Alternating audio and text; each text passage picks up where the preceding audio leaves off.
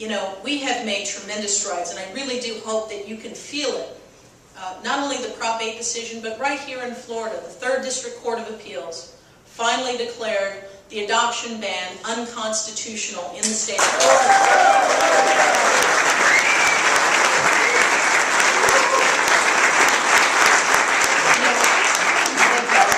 Now here's the thing that everyone has to understand about that decision. It did not happen in a vacuum.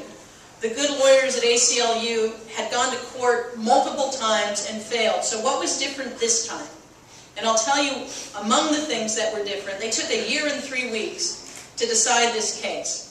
For 1 year and 2 weeks, Martin Gill and his partner and their children waited by the phone on Wednesdays, wondering if the state was going to send a car to physically remove his children from their home, the only home they've ever known.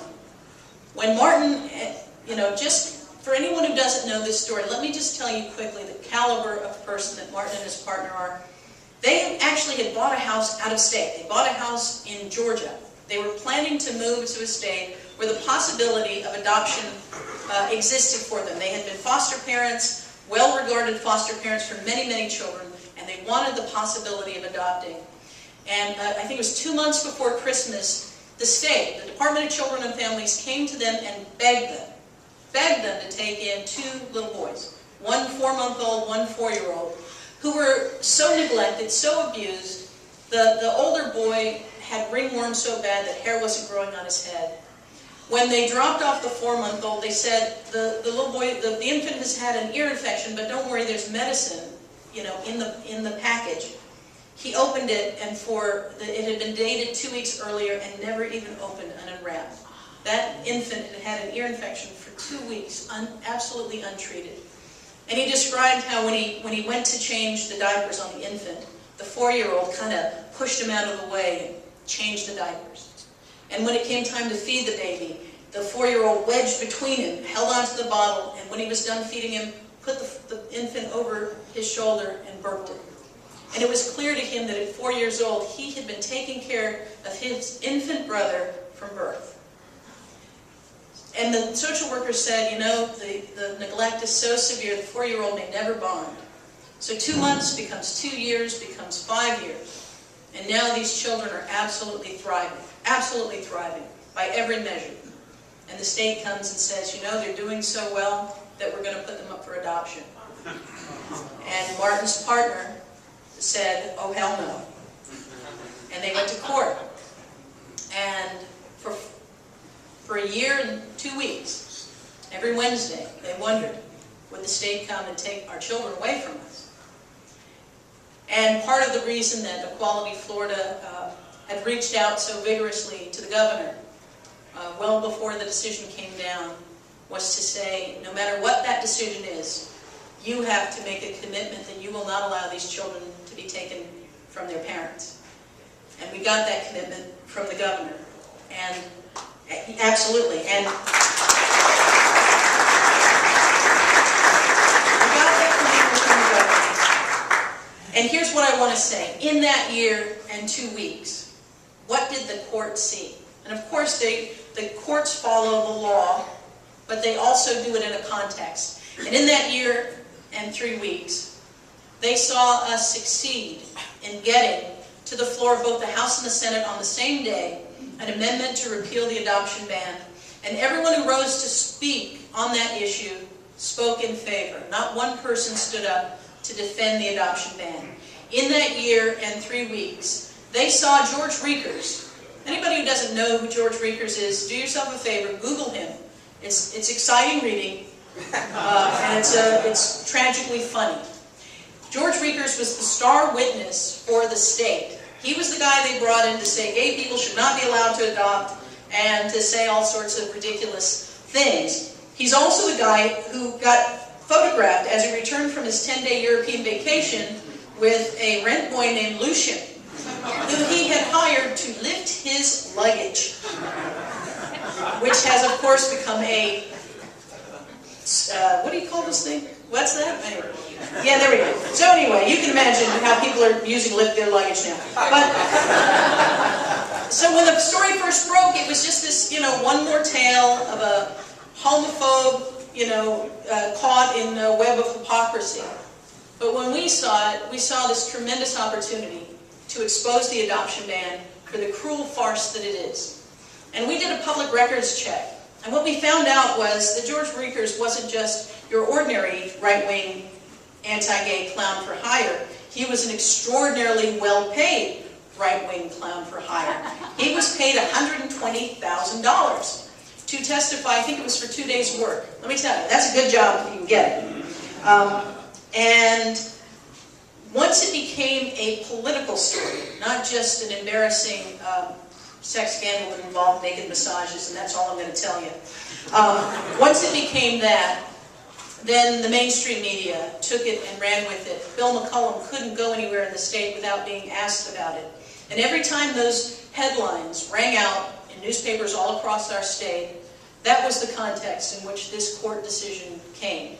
It came because social science has answered the question definitively: does sexual orientation matter when it comes to raising children? And the unanimous opinion of social science, of all respected child welfare agencies, is that it doesn't matter at all. And if it matters in that children raised by gay parents tend to be better at negotiating without violence, more apt to adapt in circumstances where there are different cultures and different people. I'm not saying that gay and lesbian people are better parents. Social science is saying that.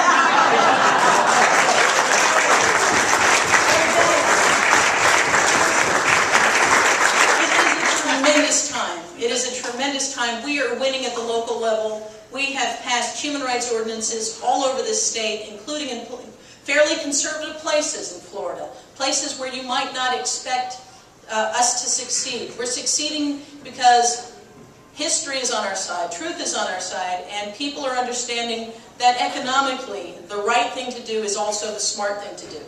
So we will expect more and more victories at the local level.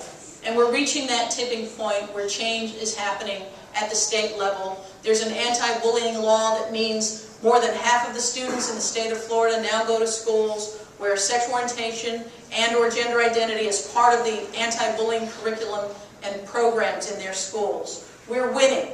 And the question is, how quickly will we win it all? And those of you in this room are hastening that day. I long for the day when we can shut the doors of Equality Florida, where we will be an anachronism, where it will be as odd to talk about the need for this organization as it would be to have a meeting of the suffragists. That we will have succeeded in everything that we set out to do.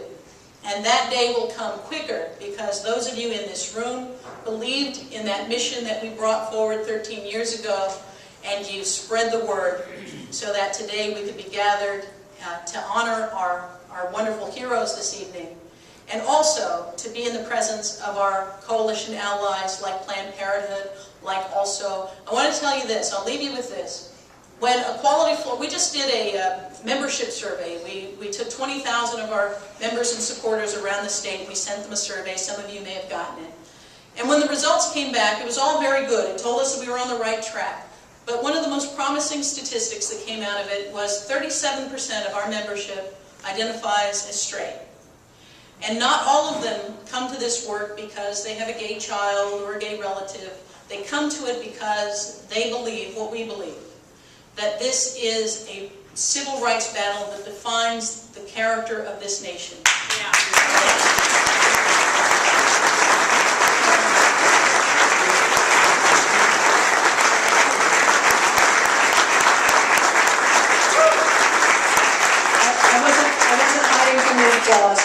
But I'll leave you with this. I had the pleasure of meeting two people tonight. That one is Jesse. Where are you, Jesse? Jesse's 24 years old, and he's with SOS, Step Out Sarasota. And I also met a guy named Ralph Tibbetts. Now, 66 years separate these two individuals. 66 years separate them. And I know that the world that Jesse and Stephen have grown up in is a whole lot different from the world that Ralph grew up in. I know that there are things that are available to them that were never available to someone who is now 90. And we should celebrate the tremendous victories that have occurred on the path that have made the world a different place for a 24-year-old than it was for someone who is now 90. But Ralph told the story about being kicked out of the Navy. I believe it was the Navy. Right. 45 years ago. I'm not Ralph. 45 years ago. And we are still fighting the battle that people are willing to put their lives on the line to defend this country are still fighting to be able to do it honestly, authentically, and openly. It is a reminder that I carry both of their cards of how far we've come and how far we have yet to go, and I am honored to be on that journey with all of you. Thank you so much, everybody.